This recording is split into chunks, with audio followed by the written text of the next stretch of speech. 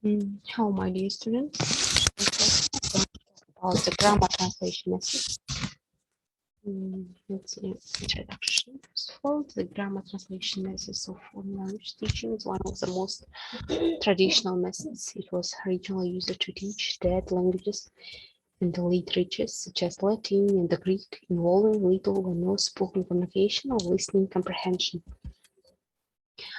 The goal of the presentation is to read and translate the masterpieces and the classics. Characteristics: focus on learning the rules of grammar and the application in translation passages from one language into the other. Vocabulary in the target language is learned through direct translation from the native language. For example, the house, la casa, the mouse, il ratón. Readings in the target language are translated directly and then discussed in the native languages. Grammar is taught with extensive explanations in the native language and only little applied in the production of sentence through translation from one language to the other. For example, do you have my book? I don't know where your book is. Objectives. The students will be able to read literature written in the target language. Students will be able to translate from one language to another. It helps students to develop reading and writing skills. To help students read and appreciate foreign language literature, students can become more familiar with the grammar of their native language and helpful for mental exercise. Principles. What kind of principles do you find from this presentation? Yes, okay. Literary language is superior to the spoken language. Students study literature and the fine arts. Translating each language into each other is an important goal for learners. The authority in the classroom is the teacher. The teacher's ability to communicate with the target language is not among the goals of instruction. The primary skills to be improved are reading and writing. The focus is on accuracy, grammatical correctness, and not fluency. Should be conscious of the grammatical rule of the target language. Techniques.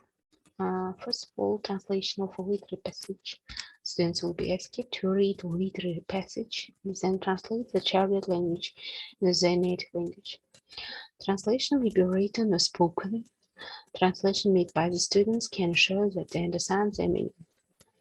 Reading comprehension questions. Students answer these questions in the target language. Answer to the questions may be contained in text, inferred, and related to experience, antonyms, and synonyms. Students are scheduled to find antonyms in the reading passage that define a set of words based on the understanding of them as they occur in the reading passage. Deductive application of rule. It's important for students to learn about the forms, grammar use of the target language. Grammar rules are presented with examples. Students are expected to apply the rules on examples they are given. Fill in the blank. To give students sentence with the word missing, and the students should fill in the blanks with the new vocabulary with the particular grammar type. Memorization. Students are expected to memorize new words, grammatical rules, and verb conjugation. Use the words in sentences. Students are asked to make up sentences with the new words they learn in the context. This technique can show with the students really understand the new words. Composition. Students are asked to write composition with the target language.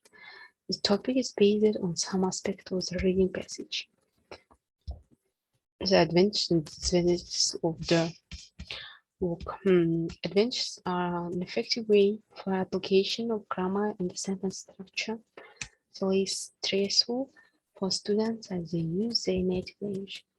Disadvantages: wrong idea of what language is, unnatural methods. It's hard with the teaching of reading, not listening. Speech is neglected as plays emphasis on reading and writing. It does not give pattern practice, less learned motivation, create frustration for learners. So thank you much for attention. Bye.